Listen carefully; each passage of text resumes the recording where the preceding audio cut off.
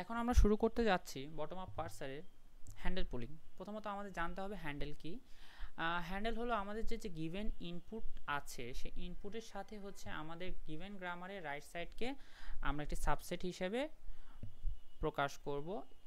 এটি হচ্ছে আমাদের হ্যান্ডেল। এবং হ্যান্ডেল পুলিংটা হচ্ছে যে আমাদের রাইট হ্যান্ড সাইডে যে প্রোডাক্টগুলো আছে এগুলোকে লেফট হ্যান্ড সাইড দ্বারা রিপ্লেস করা।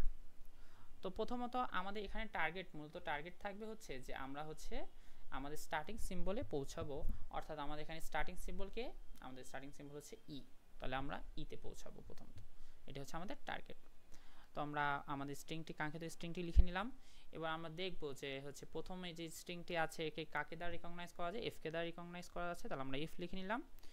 এরপর হচ্ছে আমরা দেখব একে আর কাকে কাকে দ্বারা রিকগনাইজ করা যাচ্ছে। হ্যাঁ, এফ কে হচ্ছে টি দ্বারা রিকগনাইজ করা যায়, অর্থাৎ আমরা এখানে টি লিখব, এবং আইডি কে তো এফ দ্বারা করা যায়। এরপর এই দুইজনকে আমরা একত্রিত করে বলতেই পারি এটি হচ্ছে একটি টি, যেটা আমরা এখানে দেখতেছি। এবং এই টি কে দ্বারা রিপ্লেস করলে আমরা আবার কাঙ্ক্ষিত আমাদের অ্যান্সারটি পেয়ে যাব, যেটি হচ্ছে আমাদের ই। আর এটি হচ্ছে আমাদের হ্যান্ডেল পুলিং। এই যে আমাদের লাস্টে আমরা স্টার্টিং সিম্বলে পৌঁছাতে পারলাম, এই স্টার্টিং সিম্বলে পৌঁছানোর এই মেথডটাকেই বলা হয় হ্যান্ডেল পুলিং।